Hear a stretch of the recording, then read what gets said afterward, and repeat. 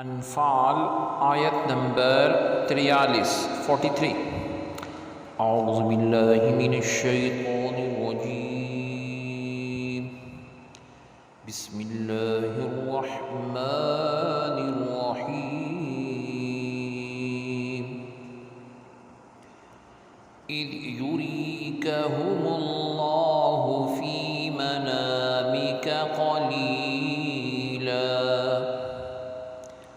وَلَوْ أَرَاكَهُمْ كَثِيرًا لَفَشِلْتُمْ وَلَتَنَازَعْتُمْ فِي الْأَمْرِ وَلَكِنَّ اللَّهَ سَلَّمَ إِنَّهُ عَلِيمٌ بِذَاتِ الصُّدُورِ۔ لفظی ترجمہ ہے اس جب یوری دکھائے کا تجھے ہم ان کو اللہ رب العزت نے فی میں منامی خواب کا تیرے قلیلاً تھوڑا وا اور لو اگر ارا دکھاؤں کا تجھے ہم ان کو کثیرا زیادہ لا ضرور فشل تم بزدل ہوتے تم و اور لا ضرور تنازع تم جھگڑا کرتے فی میں الامری معاملہ و اور لاکنہ لیکن اللہ رب العزت نے سلمہ سلامت رکھا انا بے شک ہو وہ علیم جاننے والا بھی کو ذاتی والے الصدور سینوں۔ بامحاورہ ترجمہ ہے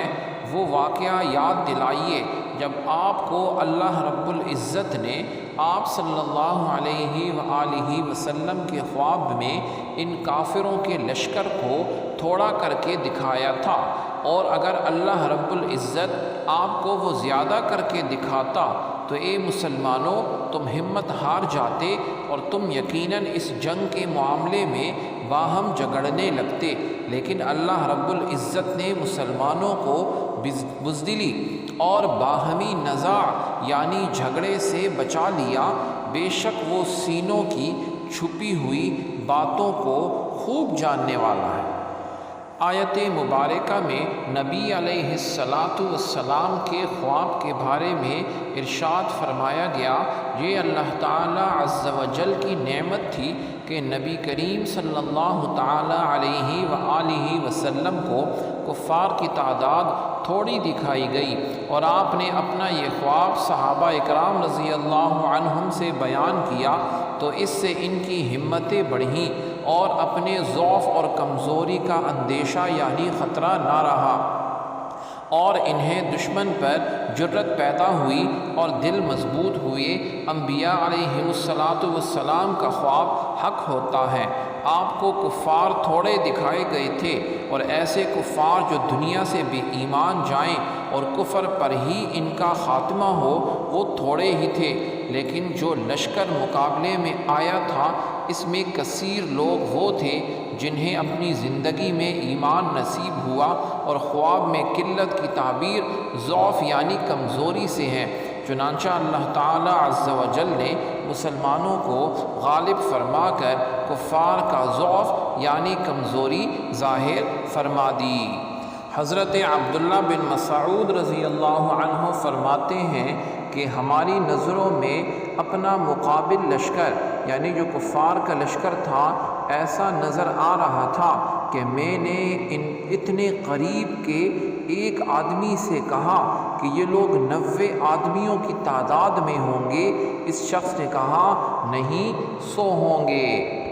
یعنی خواب میں نبی علیہ السلام کو جو کم تعداد بتائی گئی مسلمانوں نے بھی وہ تعداد اتنی ہی کم دیکھی۔